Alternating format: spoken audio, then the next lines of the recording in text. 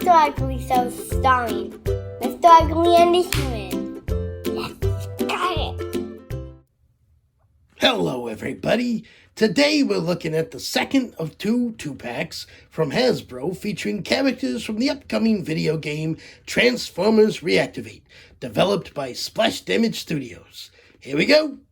And here we have the packaging for the second set of figures, Bumblebee and Starscream. If you missed our last video, you might not know that Splash Damage Studios is putting out a new Transformers video game this year called Transformers Reactivate.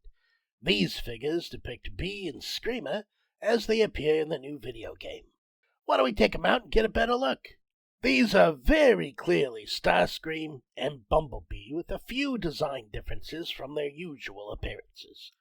The basic story of the upcoming video game, Transformers Reactivate, is that Earth has been invaded and conquered.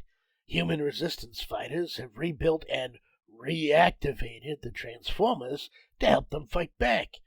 So that should explain the incongruous coloration and mismatched parts from the right and left sides of these bots. I really like this look. Alright, why don't we start with a closer look at Starscream, shall we? Starscream looks like his G1 self here. The color scheme is similar with the reds and blues and grays.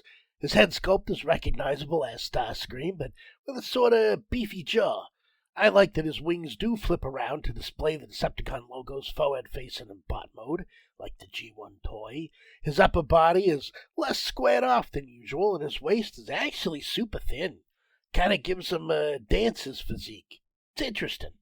He reminds me a little of Armada Starscream's bot mode, with the narrow pecs and all. These mismatched hip skirts are movable to either enhance or further trim his waist. I dig the feet, though ours has somewhat loose ankles and ends up needing the ankle fins to stay upright. Alright, why don't we check out his jet mode?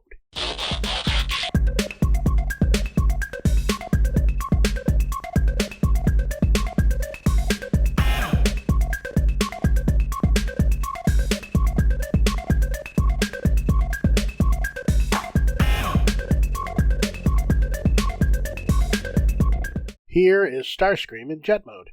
It looks pretty similar to just about every other real world, air quotes, Starscream we've gotten before. The color scheme works well in this mode too, with the black rear fuselage giving him a more sleek look, in my opinion.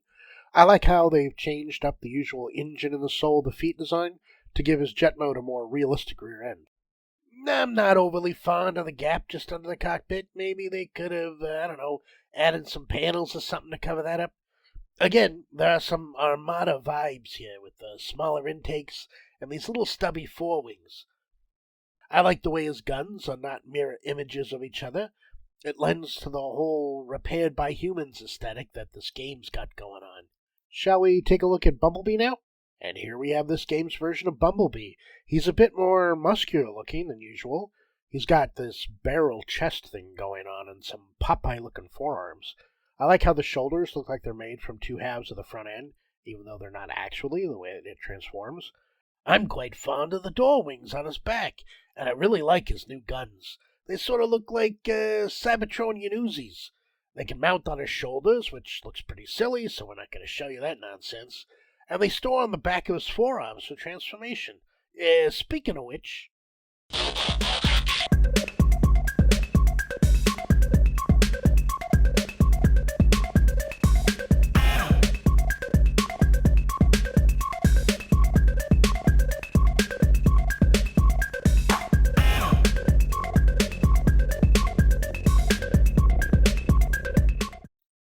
Okay, this vehicle mode is frickin' awesome. It looks like a seriously rough and tumble buggy. I like the exposed motor on the back, kind of like the old VW bug with the engine cover off. The transformation is really interesting too, though I feel like there are a few bits that don't secure quite as well as they should. Maybe I'm doing something wrong. And the clearance to get the head flipped around, it's kind of a pain in the butt. Yeah, I think you probably are doing something wrong. This vehicle mode is definitely kick-ass. This looks like it could just as easily tear up a dirt racetrack as bust through a brick wall. I love it. You can take the guns out of the storage spots in the back of the arms and put them on the hood for some Mad Max-style driving and blasting. As we said in the last video, we're both looking forward to the Transformers Reactivate video game. The trailer doesn't reveal too much about the gameplay, and I guess not that much about the story either, but maybe we'll get some more new information soon. It looks from these toys like maybe the two factions, Autobot and Decepticon, set aside their differences to face this new intergalactic threat. It'd be cool to play a mission where you start out flying in Starscream, blast your way to a rendezvous point where you hop out and jump in Bumblebee's death buggy mode, and race around the ruins blasting bad guys.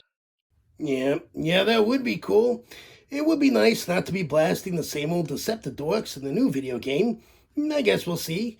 But in the meantime, we have these great figures to play with while we wait. I think the winner out of this pair is Bumblebee. Hands down. If I had hands.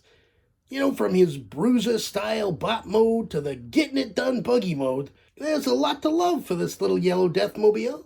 You know, on the other hand, having a more realistic jet mode for Starscream that actually turns into a cool-looking robot is more than a bonus for this set. Well, that's it, folks, for our look at the latest set of figures from the upcoming video game Transformers Reactivate.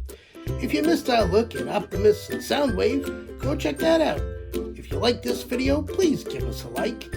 We'll be looking at some more cool toys this year, so get subscribed so you don't miss out when we post new videos. Alright then, until next time, we appreciate you putting your eyeballs on our stuff. Mwah!